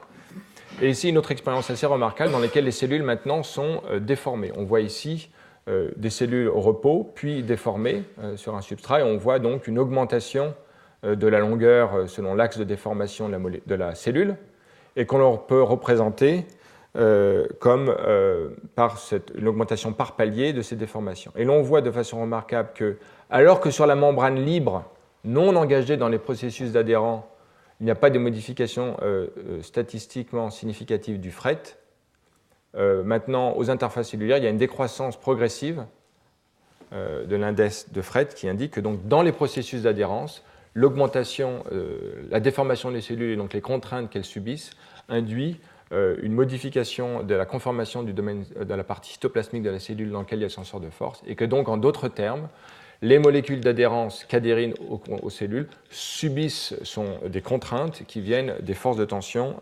intra- et extracellulaires. Là, nous allons maintenant arriver à les études les plus avancées et vraiment remarquables, de mon point de vue, sur l'étude du couplage avec l'actine, et qui reviennent donc aux mêmes auteurs qui, 10 années plus tôt, avaient conclu à l'inexistence, en tout cas de complexes observables biochimiques de cadérine, et qui, soit dit en passant, permettent d'avoir un regard critique sur une approche strictement biochimique ou une autre approche qui serait strictement génétique. Je pense qu'aujourd'hui, tout le monde s'accorde à dire qu'il est important d'avoir des approches expérimentales convergentes qui permettent de renforcer la force des conclusions. Et donc ici, les auteurs, en collaborant avec Alex Dunn à Stanford, ont pu observer faire des expériences sur molécules individuelles qui ont permis de montrer que les interactions entre l'actine et alpha-caténine sont celles d'un catch bond. En fait, elles répondent aux forces, elles sont dépendantes des forces. Et déjà, les ordres de grandeur des constantes de dissociation entre alpha-caténine et bêta-caténine est de l'ordre du nanomolaire, alors qu'en moyenne, les interactions entre alpha-caténine et F-actine sont de l'ordre du micromolaire, donc des affinités qui sont faibles. Le dispositif expérimental consiste à immobiliser sur une plateforme de microscopie les complexes eucadérine, en tout cas le domaine intracellulaire en vert, bêta-caténine en jaune, alpha-caténine en vert, en bleu. Ces trois molécules donc, sont impliquées dans des interactions avec des filaments d'actine, lesquels sont positionnés au-dessus de ces complexes par deux pinces optiques qui en fait sont un état stationnaire. Et les auteurs déplacent la plateforme et on peut voir ici le déplacement sinusoïdal de la plateforme en noir. Et de façon intermittente, ils arrivent à piéger une molécule, un complexe donc de caténine, et l'on peut voir ici donc, les forces mesurées en bleu. Et donc ce processus est donc intermittent vu qu'il dépend donc des statistiques d'association-dissociation des caténines avec l'actine. D'accord ? Et donc on voit ici donc, une distribution sur de grands temps et ici un zoom sur ce qui se passe sur une échelle de temps plus courte, de l'ordre de quelques secondes, fractions de secondes. Et donc la première conclusion est que, observant maintenant les différentes vitesses de déplacement de la plateforme, on peut le faire donc des déplacements très lents ou des déplacements très rapides, les auteurs montrent qu'en fait il existe une vitesse de déplacement intermédiaire qui augmente de façon très significative. C'est vraiment un problème pour lire les diapositives à cause de la résolution de ce projecteur qui augmente donc les fréquences d'association. Donc les associations sont beaucoup plus fréquentes à des gammes de force de déplacement qui sont intermédiaires. À des déplacements plus lents, la fréquence d'association est plus faible et de même à des déplacements plus rapides, et qui donc s'expliquera plus tard. En regardant maintenant de façon plus précise le déplacement donc, de la plateforme que l'on maintient donc, fixe pendant un certain temps, les auteurs peuvent observer donc, l'évolution de la force mesurée sur les pinces optiques, et l'on peut voir en particulier une décroissance par étapes qui correspond à chaque fois à la fracture d'un lien individuel. La pince optique n'est pas associée à un seul complexe, mais à un certain nombre, on en voit ici plusieurs, et les auteurs mesurent finalement la dernière marche qui correspond à la rupture du dernier lien, qui est d'une seule molécule. Et ils peuvent mesurer donc à la fois les forces exercées associées à ce lien, qui est en fait l'amplitude de la marche, et également la durée de ce dernier lien que l'on peut mesurer ici. Et donc ce paramètre de temps et de force. Et voici ici donc la distribution statistique en fonction des forces de la durée du lien. Et l'on peut voir qu'en fait, il existe une grande, et on a aussi par le code de couleur, la fréquence de tel ou tel événement. On voit ici qu'il y a une très grande concentration d'interactions qui sont extrêmement courtes, de l'ordre de quelques secondes, et à des gammes de force intermédiaires, on peut voir ici une modification statistique très intéressante dans laquelle il existe des durées d'association beaucoup plus longues, et que l'on voit ici par ces points bleus. Et donc les auteurs identifient après, on peut l'observer plus précisément, à trois forces différentes, autour de 5, 10 et 15, 20 piconewtons. Et les auteurs essayent maintenant de discriminer entre deux modèles, un modèle simple dans lequel il y a un état non associé à un état non associé, ou alors deux états, alors vus de façon très générale, qui pourraient s'associer avec l'actine. Et en regardant, suivant ces deux modèles, comment les données expérimentales se comparent, on peut voir ici, donc, par exemple, à une force de l'ordre de 4 piconewtons, les auteurs regardent la distribution statistique des temps d'association. D'accord ? Et l'on peut voir qu'aux différentes forces, 4, l'ordre de 7 et 13 piconewtons, le meilleur fit expérimental correspond en fait à un modèle dans lequel il y a 2 états d'association et exclut donc, falsifie l'hypothèse en fait, d'un seul état associé qui était le modèle à l'esprit des auteurs et de la communauté scientifique avant ces études. De façon plus précise, les auteurs maintenant vont étudier la possibilité d'un modèle de catch-bond, c'est-à-dire qu'associé à ces 2 états, il y en aurait un de faible association et d'un renforcement de l'association sous l'action de force. Et donc, en se référant donc à ces travaux pionniers et anciens qui en fait prédisent l'évolution de la constante de dissociation en fonction de la force, en fonction du valeur de référence et du travail de la force sur la distance jusqu'à l'état de transition, par rapport à l'énergie thermique, on peut donc prévoir un premier état qu'on appelle slip bond, un modèle de slip bond dans lequel il y a une augmentation exponentielle du taux de dissociation sous l'action de force, et à l'inverse, un modèle de catch bond dans lequel le phénomène est inverse, c'est-à-dire qu'il y a une réduction du taux de dissociation sous l'action des forces. Et donc, les auteurs considèrent un modèle à 2 états, dans lesquels il y a une interaction faible qui transite avec un état d'interaction forte, avec des constantes de conversion entre ces différents états vers l'état non lié. Et en utilisant des simulations numériques, ils peuvent discriminer maintenant plus précisément dans ce modèle 2 états entre un modèle où les 2 états sont indépendants les uns des autres et un modèle dans lequel ils peuvent s'interconvertir d'une façon qui dépend des forces. Et voici un exemple des données à la fois issues de simulations numériques en rouge et les données expérimentales représentées en noir. Et l'on voit bien que le modèle de 2 états indépendants représentés en pointillés qui prédit la valeur moyenne de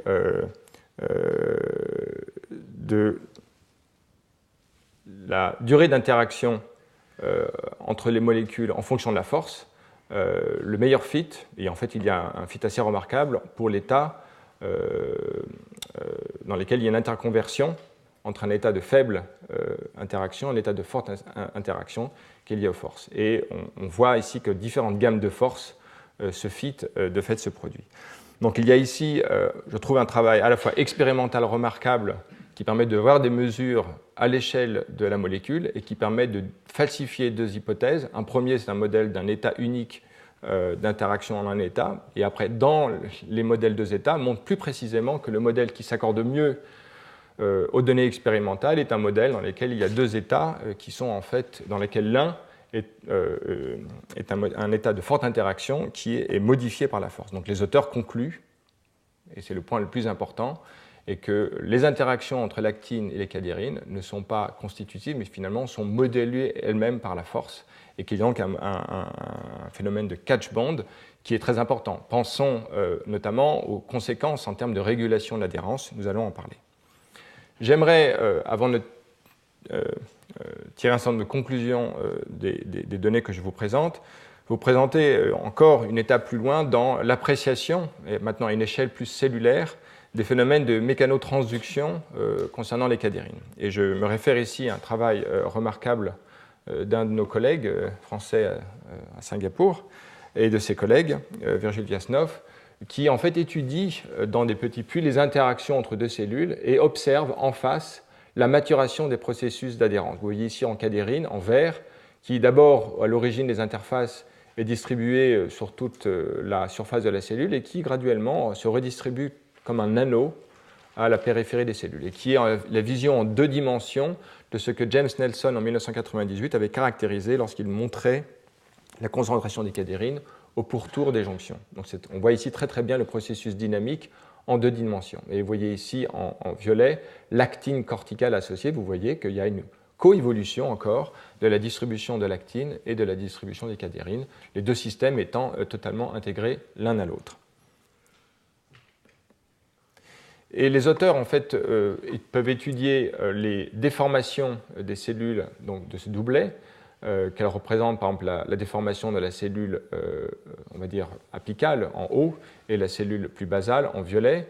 Et en mesurant les déformations comme la moyenne des déformations de la cellule en haut et en bas, représentées ici par le vecteur en vert, ils peuvent corréler l'orientation de ce vecteur de déformation avec le vecteur d'anisotropie de distribution de cadérine que l'on voit de façon très claire ici, dans lequel vous voyez qu'il y a une concentration, par exemple, de cadérine dans la partie située à droite de cette interface cellulaire.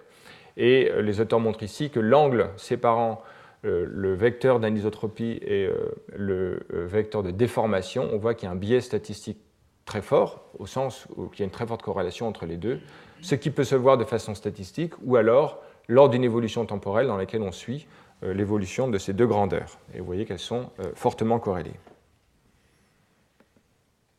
Et le troisième point est qu'effectivement, regardant maintenant la composition moléculaire de ces jonctions, les auteurs montrent que l'anisotropie de cadérine a pour corollaire une distribution non uniforme de la myosine 2, donc du moteur moléculaire qui induit des tensions au cortex d'actine, dont on voit ici que la distribution elle-même n'est pas uniforme, vu qu'elle est enrichie dans la partie dans laquelle il y a plus de cadérine. De même pour alpha-caténine, et puis pour maintenant vinculine est distribuée de façon plus uniforme. Les auteurs maintenant vont étudier, à la lumière de ces données, la dynamique des molécules en faisant des expériences de photoblanchiment dont j'ai parlé à plusieurs reprises. Et en particulier, donc on voit ici une telle expérience de photoblanchiment en fonction du temps, l'évolution de la fluorescence après blanchiment de la zone. Et les auteurs comparent les zones de forte concentration de cadérine, lesquelles corrèlent avec une concentration de myosine et donc vraisemblablement de tension plus importante, et les zones de faible concentration de cadérine situées à l'arrière de la cellule dans ce schéma. Et ils observent que la fraction mobile des cadérines et la fraction immobile plutôt est plus importante dans les zones de plus forte fluorescence. Donc en d'autres termes, les zones qui ont plus de cadérine sont en moyenne plus stables que les zones qui sont de plus faible fluorescence. Et en particulier, on voit ici donc une distribution du pool immobile par rapport dans les zones de forte fluorescence normalisées sur les zones de moindre fluorescence en fonction justement de ce ratio de fluorescence lui-même. Et on voit une distribution quasi linéaire qui est le premier point. Maintenant, s'intéressant à l'actine qui soutient en fait ces complexes cadérines, les auteurs montrent que le ratio de fluorescence de cadérine dans les parties concentrées en cadérine par rapport aux cadérines, les zones en plus faible densité, donc le gradient, si vous voulez, de concentration de cadérine, lui-même corrèle avec le temps de retour de fluorescence de l'actine corticale. Donc là, les auteurs ne regardent pas la fraction mobile ou immobile de l'actine, mais finalement le temps de retour de fluorescence, qui est un index en fait de la stabilité du turnover du réseau d'actine corticale, avec lui-même une distribution que l'on peut fitter à un fit linéaire raisonnable et une constante de proportionnalité, de laquelle ils infèrent, ou ils déduisent plus exactement une relation de ces deux distributions dans lesquelles l'immobilisation de la cadérine au cortex corrèle avec une réduction du turnover de l'actine. En gros, une actine plus stable corrèle avec une cadérine plus stable, avec une constante de proportionnalité de l'ordre d'un facteur 2 dans ces études. Maintenant, les auteurs vont pouvoir perturber le système. Après avoir établi cette corrélation dans les conditions natives, ils testent l'hypothèse finalement que la stabilité de l'actine modifie la stabilité des cadérines en perturbant le système, et ce de deux façons. Tout d'abord en modifiant la tension corticale, c'est-à-dire en inhibant à différentes doses la myosine 2, et on voit ici un effet croissant de l'inhibition de la myosine 2.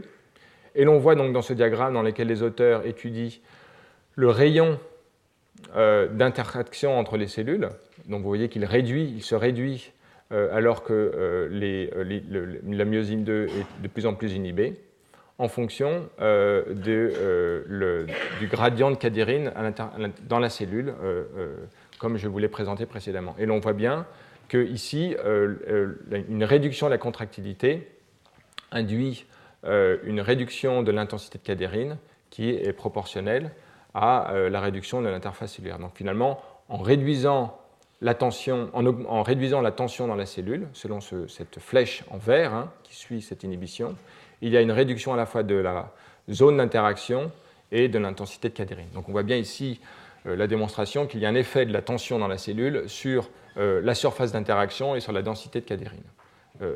De même, en augmentant donc la stabilité de l'actine par cet effet de différentes drogues, et on voit ici un axe qui augmente globalement la stabilité de l'actine, un temps de retour de l'actine qui est plus long, à ce moment-là, on voit qu'il y a l'effet inverse, c'est-à-dire qu'il y a une augmentation et de l'intensité de cadérine et conjointement une augmentation des surfaces d'interaction visibles par l'augmentation du rayon de ces doublets cellules.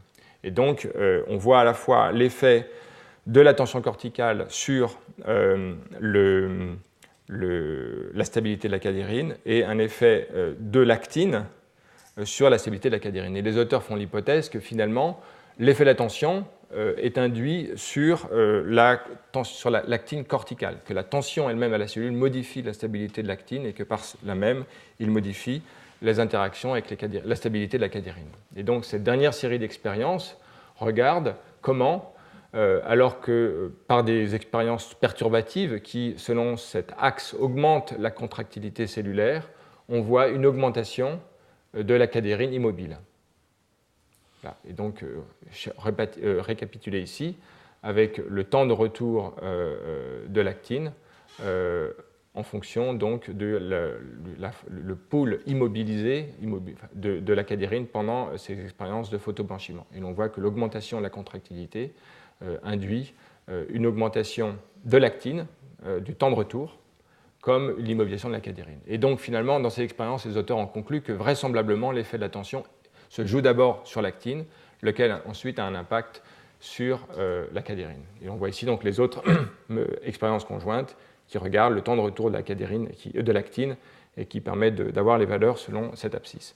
Et donc finalement, ici cette relation directe, phénoménologique, mais que les auteurs interprètent en termes de causalité, c'est-à-dire que c'est l'effet de la tension sur l'actine qui induit ensuite un effet sur l'immobilisation de la cadérine.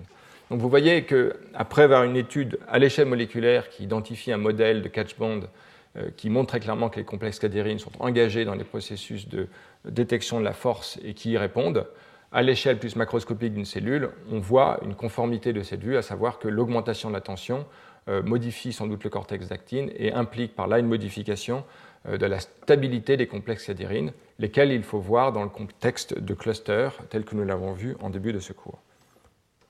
Donc ceci suggère un feedback dans lequel la cadérine engagée dans des couplages mécaniques de tension qu'elle détecte et par différents mécanismes induirait une modification de l'actine, lequel rétroagirait, à la lumière de ce que nous avons vu en début de ce cours, sur la densité des molécules de cadérine dans les clusters, sur la taille des clusters, etc. Donc finalement, cette flèche-là correspond à ce que nous venons de voir, les phénomènes de mécanotransduction, et cette flèche-ci correspond à ce que nous avons vu en début de ce cours, savoir l'impact des couplages avec la cadérine sur l'organisation elle-même dynamique des complexes de cadérine. Et donc, finalement, à la lumière de l'existence de clusters et de phénomènes de mécanotransduction, donc des deux notions actives à prendre en compte au niveau moléculaire et multimoléculaire de l'adhérence, on voit un modèle vraisemblable de rétroaction qui permettrait une adaptation des complexes cadérines aux forces qui existent à la surface, au cortex de la cellule, et qu'elle-même potentiellement peut modifier en vertu des signalisations qui émergent des complexes cadérines. Dans ce sens, et comme illustration de ces processus de signalisation, cette étude du laboratoire d'Al-Fayyab à Brisbane montre comment, dans des cellules, il y a recrutement de cet régulateur de l'actine, MENA-VASP, dans des contextes dans lesquels cadérine est mise sous tension. Les auteurs en fait caractérisent un tel feedback qui implique donc la sensation de la tension par alpha-caténine et vinculine, comme Yonimura et ses collègues l'ont montré, et sans doute dans le modèle du catch-bond de Nelson également, et le recrutement d'un facteur d'élongation de l'actine qui renforce l'actine corticale. Et donc, de façon schématique, on peut présenter ce phénomène de rétroaction et l'impact dans la physiologie ou l'homéostasie de la cellule. Les cellules sous faible tension, représentées par ces flèches rouges faibles, ont une densité de cadérine faible. L'augmentation de la tension pourrait renforcer, par le circuit de feedback que j'ai schématisé dans la diapositive précédente, la densité de cadérine, leur organisation en cluster, et permettrait donc à la cellule de résister aux forces de tension ou de cisaillement qui pourraient sinon induire une séparation de la cellule. Puisqu'on comprend bien qu'il importe que des cellules qui sont adhérentes puissent adapter leur force d'adhérence aux tensions qui existent dans la cellule et qu'elles-mêmes sont chargées de transmettre. C'est toute cette question paradoxale que nous avons abordée dans le premier cours introductif de ce paradoxe entre organisation robuste et plasticité des cellules. Comment les cellules peuvent être engagées dans les complexes qui assurent une stabilité des interfaces cellulaires tout en permettant leur remodelage incessant. Voilà les propriétés macroscopiques des cellules et des tissus qui sont si remarquables et que l'on voit parfaitement illustrées dans ce film, dans lequel vous voyez en bleu, en violet, les cadérines, donc ces interfaces adhérentes, et en vert, ce qui fera l'objet des deux cours suivants, savoir la tension corticale exercée par les complexes d'actomyosine. Vous voyez qu'on a ici sur des temps de quelques minutes, donc un temps beaucoup plus long que le temps de la dynamique des molécules, une plasticité, comme si le tissu se comportait comme un fluide visqueux. C'était donc le point de départ de cette année dans mon cours d'introduction le 17 octobre. Et on voit bien ici que maintenant il faut corréler ces deux échelles, l'échelle moléculaire que nous avons vue encore aujourd'hui et le phénomène de mécanotransduction, et l'échelle macroscopique dans laquelle s'exerce la plasticité. Ce film me permet de faire une transition vers le point, je ne dirais pas final, en tout cas le point suivant, en tout cas le dernier que je présenterai dans ce cours sur l'adhérence, qui est en fait la notion de processus dissipatif dans les processus d'adhérence. Et qui en fait émerge assez naturellement dans notre tête après tout ce dont j'ai parlé. Les considérations que l'on a en tête à propos des phénomènes d'adhérence et des processus dissipatifs sont les suivants.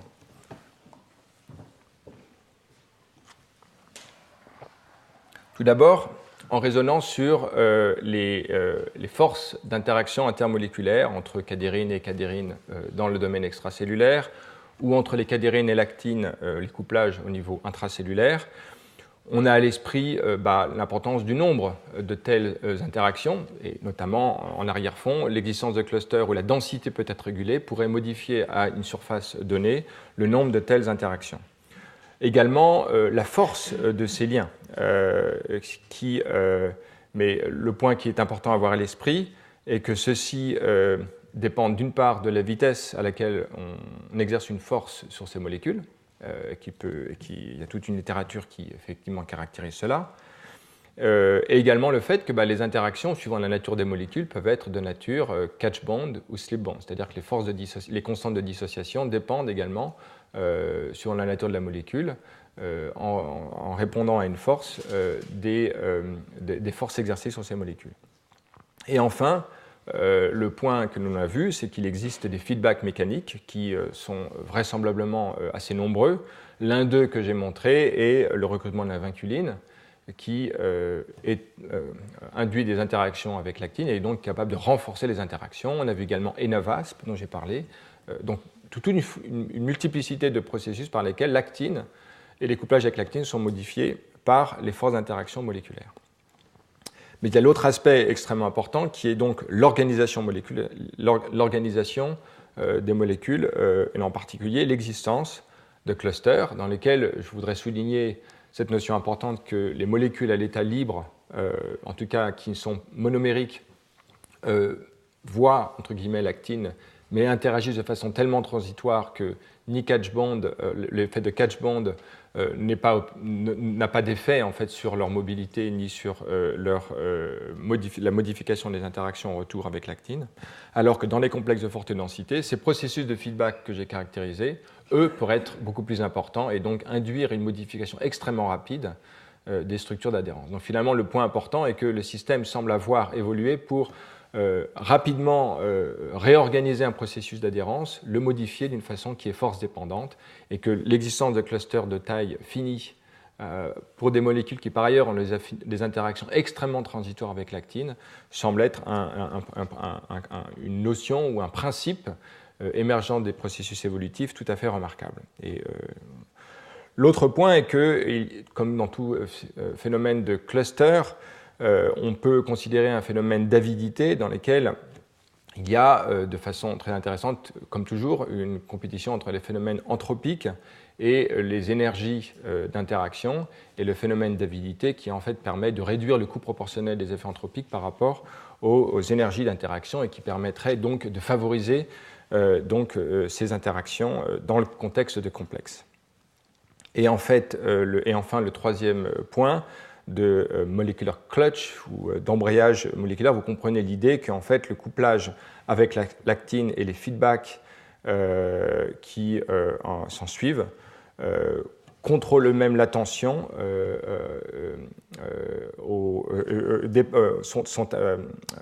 induisent une dépendance des forces de couplage avec la densité des phénomènes d'actine. Et on verra que cette notion est importante dans d'autres phénomènes d'adhérence que ceux dont j'ai parlé de cadérine.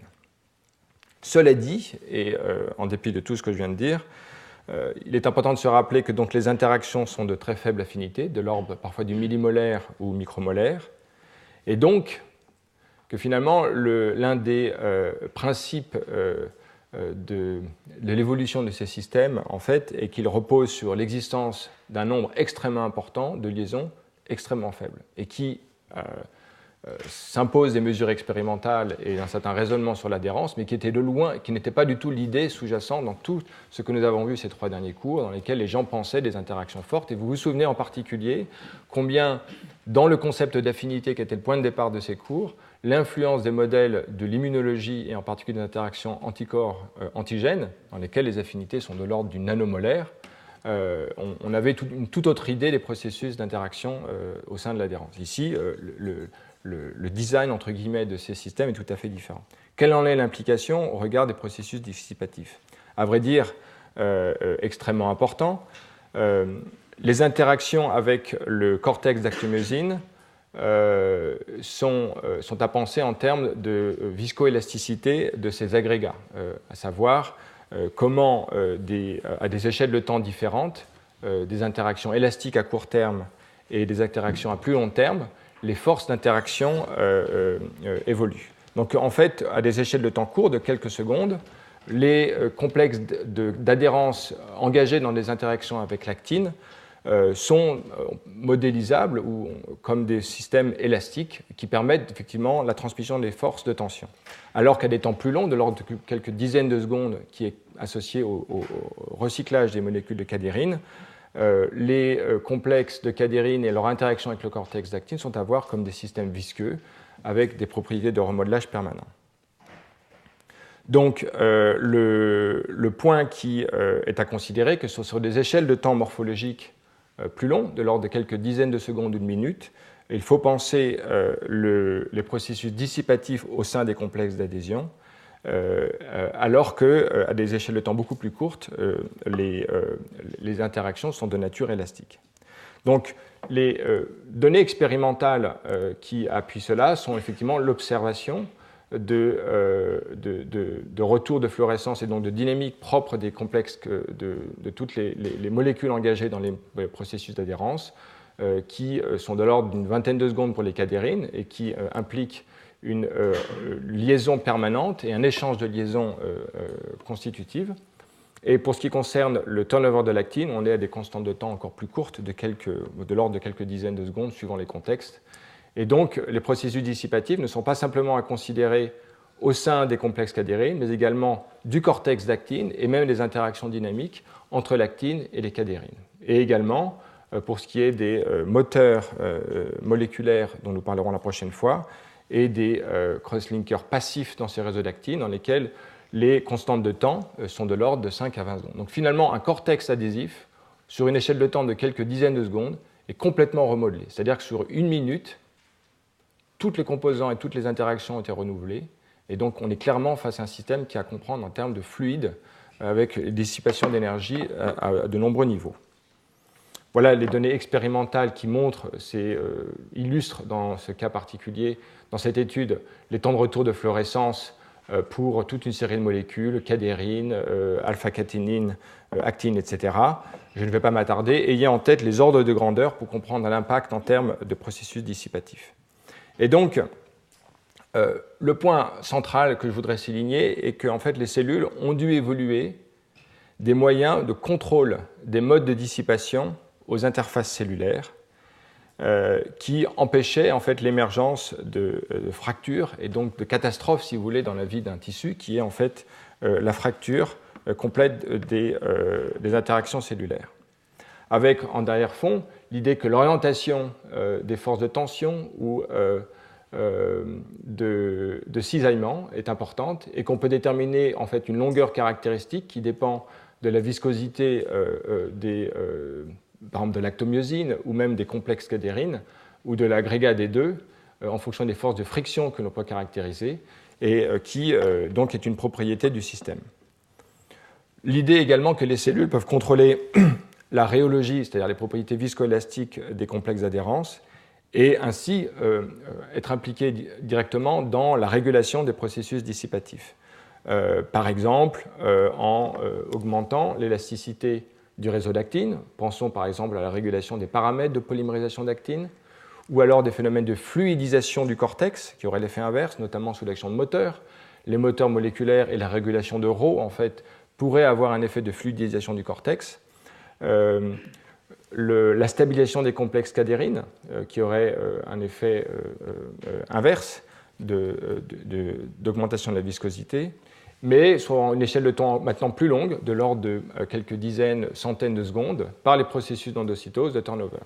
Le point important sur les processus dissipatifs et la viscosité, donc, c'est les constantes de temps associées qui se manifestent, qui sont multiples. Et en ce qui concerne les clusters de cadérine, les faibles affinités d'interaction et l'existence de très grandes densités de molécules, de grand nombre de protéines à la surface à des distances de cet ordre de grandeur, de quelques dizaines à centaines de nanomètres, la considération donc de cinétique de liaison et d'échange de liaisons très rapides permettrait donc, sont tous les ingrédients qui permettent de penser de façon précise une dissipation de l'énergie élastique tout en maintenant un couplage à des constantes de temps plus courtes. Voilà. Donc finalement, on voit ici dans cette très bonne revue que je conseille à votre lecture de Yap et Viasnop en particulier, une étude notamment qui considère l'importance de ces processus dissipatifs aux interfaces et les aspects organisationnels qui sont associés. Pour ceux d'entre vous qui seraient frustrés que je n'ai jamais parlé de l'adhérence par les intégrines, qui, comme vous le savez, est maintenant l'autre mode d'adhérence au substrat, je voudrais simplement en extraire, après cette description, finalement, ce que je crois être des analogies très fondamentales entre plusieurs phénomènes d'adhérence. Comme vous le savez, donc, nous avons parlé de ces adhérences cadérines dépendantes, dans lesquelles il y a ces clusters, l'engagement de liaison avec l'actine, et des forces de tension qui modifient la composition et les interactions dynamiques de ces clusters. Dans le domaine des interactions avec le substrat, l'intégrine fait figure d'équivalent moléculaire de cadérine, et toute une série de linkers avec l'actine, représentés ici en bleu, et les forces d'écoulement d'actine induisent des forces d'association, et un grand nombre d'études qui sont en partie revues dans ces articles cités en bas permettent de voir émerger des similitudes d'organisation, et que je résume dans cette diapositive suivante. Que l'on considère les cadérines à gauche ou les intégrines à droite, le point qui émerge des nombreuses études est l'idée qu'il existe donc des clusters d'adhérence de taille finie, discrets et qui compartimentent vraisemblablement la mécanique cellulaire. Le deuxième point est qu'il existe des couplages d'actine et des forces de transmission liées en fait dans ces deux familles de processus d'adhérence. Le troisième point est que ces complexes d'adhérence jouent à la fois une fonction d'adhérence, comme leur nom l'indique, mais également une fonction de transmission des forces avec leur environnement, qu'il s'agisse de l'adhérence intercellulaire et de l'adhérence au substrat. Le quatrième point est que des études nombreuses ont montré qu'il existait des phénomènes de mécanosensation et de mécanotransduction, avec l'idée de boucles de rétroaction qui peuvent modifier la composition et la dynamique de ces clusters, selon un mécanisme de clutch, c'est-à-dire de modification des interactions en fonction des forces et de couplages qui peuvent être régulés.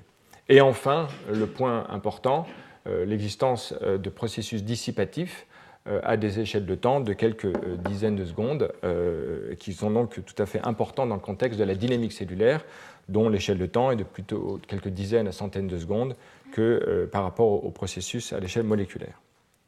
Et ces deux modes d'adhérence ne sont pas complètement disjoints. La cellule les intègre de façon intelligente. Je vous montre cette étude qui, en particulier, montre une cellule qui est engagée à une extrémité dans une adhérence avec le substrat. On peut voir ici, dans cette partie-là de la cellule, paxilline, qui est une des molécules engagées dans les interactions cellules-substrat avec les intégrines. Et dans sa partie gauche, ici, une adhérence intercellulaire avec des pcatédines. Et entre les deux, tout le réseau d'actines cellulaires. Donc, les cellules intègrent en permanence des adhérences avec leur substrat, une adhérence avec leurs voisines, avec lesquelles elles ont des complexes homophiliques, et selon les modèles de discrétisation des complexes d'adhérence, de mécanotransduction, de régulation active de l'adhérence, intègrent leur environnement et le font de façon harmonieuse. J'arrive donc au terme de ce cours, et je vais tout d'abord avoir un certain nombre de conclusions du cours d'aujourd'hui, puis poser quelques questions que je considère comme méritant une réflexion. Le premier, donc, première conclusion est que l'adhérence médiée par les cadérines est un système clairement hors équilibre, par lequel il y a donc de nombreux processus actifs qui sont impliqués dans l'organisation dynamique de clusters, qui sont ubiquitaires, présents même par-delà l'adhésion cadérine, comme je viens de le dire, également présents dans l'adhésion intégrine. Le deuxième point est que les clusters de cadérine transmettent une tension corticale et répondent aux forces. Donc il y a mécanosensation, mécanotransduction, qui est une autre manifestation de processus actifs dans les processus d'adhérence. Ceci régule donc le turnover, la composition, ainsi que la densité des clusters d'actines.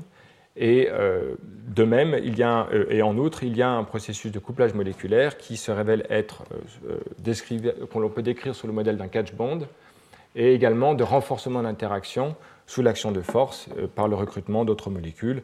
J'en ai donné quelques exemples. Concernant les processus dissipatifs, on voit qu'il y a donc un turnover permanent des molécules d'adhérence dans une échelle de temps de quelques dizaines de secondes, et qu'il y a donc une multiplicité d'interactions qui sont concentrées localement et qui permettent d'avoir donc des forces d'interaction importantes et à courte échelle de temps des interactions de type élastique. À des échelles de temps plus longues, en revanche, les interactions sont donc de type, peuvent se comprendre comme celles d'un milieu visqueux. Et le point important, c'est que l'on voit qu'en associant le cortex d'actine, les interactions dynamiques avec les cadérines et la dynamique des complexes cadérines elles-mêmes, on voit bien qu'on a déjà dans cette description le moyen de comprendre le paradoxe que j'ai présenté dans le premier cours, c'est-à-dire sur l'organisation stable des structures cellulaires, en même temps que leur plasticité remarquable, manifestée de façon très ubiquitaire, bien qu'à des échelles de temps variées. Les questions que je me suis permis de souligner comme, à mon avis, motivant sans doute des recherches parce qu'on n'a pas d'éléments dans la littérature pour y répondre. Et tout d'abord, et en faisant référence au premier cours, dans lesquels on avait présenté les modèles thermodynamiques qui suggéraient que l'on peut expliquer les configurations de cellules comme reflétant un équilibre thermodynamique. Finalement, comment concilier cette description thermodynamique avec l'existence d'un système hors équilibre lorsque l'on l'observe au niveau moléculaire?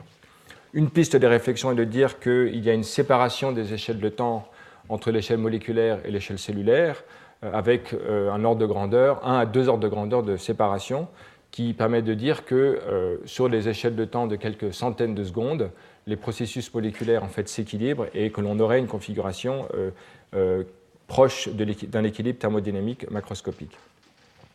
La deuxième question concerne en fait les modes de dissipation de l'énergie, sur lesquels je pense qu'on ne connaît pas grand-chose, avec en arrière-pensée l'idée qu'il faut caractériser spatialement les modes de dissipation de façon planaire ou selon l'axe en Z, c'est-à-dire vers l'autre cellule. Également les différentes échelles de dissipation qui se manifestent à qui peuvent être multiples, qui peuvent correspondre à différents contextes physiologiques. Le troisième point est d'inclure dans cette réflexion l'impact de l'organisation moléculaire, j'entends par là l'organisation en cluster dynamique, et également tous les phénomènes de rétroaction qui sont dépendants des couplages mécanochimiques. Donc je pense que là, il y a beaucoup de choses à faire. Le troisième point est une réflexion sur justement les processus adaptatifs qui émergent des boucles de rétroaction mécanochimiques, lesquels, suivant les modèles que l'on considère, opèrent à différentes échelles de temps. Certains sont à des échelles de temps très courtes, penser au catch bond, alors que d'autres dépendent du recrutement de protéines ou même de la modification du cortex d'actine qui se situera à des échelles de temps évidemment plus longues. Donc on voit toute une gamme de réponses mécanochimiques et de processus adaptatifs. Et le dernier point, qui est plus une question ouverte, c'est finalement en intégrant toutes ces notions à l'échelle d'un tissu qui est aussi hors équilibre, on peut se poser la question d'une longueur caractéristique mécanique dans le tissu, dans lesquelles l'existence de processus dissipatifs jouerait un rôle important. Et en particulier, pensons à un tissu qui est en croissance, donc un épithélium qui est en croissance. Les longueurs caractéristiques mécaniques qui reflètent en fait les propriétés dissipatives des complexes d'adhérence et de leur interaction avec le cytosquelette d'actine. Étant donné les propriétés particulières des dynamiques des complexes d'actine, on imagine qu'on pourrait prédire ou calculer une longueur caractéristique du tissu, mais qui en fait aurait le désavantage de ne pas être proportionnel à la taille du tissu. Donc finalement, lorsque le tissu croît, est-il souhaitable dans certaines conditions d'avoir cette longueur mécanique finalement être en échelle avec proportionnelle à la taille du tissu? Et si oui, comment le fait-on? Alors on pourrait imaginer par exemple que les complexes cadérines, les processus d'adhésion, pourraient être régulés en fonction de la taille du tissu, ce qui permettrait d'avoir en fait un phénomène d'échelle entre les propriétés mécaniques macroscopiques et la taille du tissu. Donc ce phénomène de relation entre les propriétés mécaniques viscoélastiques d'un tissu et les propriétés d'adhérence, les propriétés moléculaires des complexes d'adhérence et les longueurs caractéristiques d'un système qui en fait évolue par la croissance est à mon avis un domaine très intéressant à explorer et qui permettrait de modifier les modèles de morphogénèse. Voilà, j'ai fini sur ces 3 cours sur l'adhérence. Et donc, les 2 cours qui nous intéresseront la semaine prochaine et la semaine suivante concerneront maintenant ces choses dont nous avons implicitement et aujourd'hui explicitement parlé, qui est en fait la tension cellulaire. De quoi s'agit-il? Apparemment notion simple et qui en fait s'avère être beaucoup plus riche. Et nous aurons l'occasion tout d'abord de l'aborder au niveau cellulaire et dans un second temps de l'aborder à un niveau tissulaire, c'est-à-dire d'intégrant ces échelles. Vous voyez que de façon classique, nous essayons de relier les échelles à une extrémité l'échelle moléculaire, l'échelle cellulaire, puis l'échelle tissulaire. Voilà un des enjeux des approches de la morphogénèse. Je vous remercie.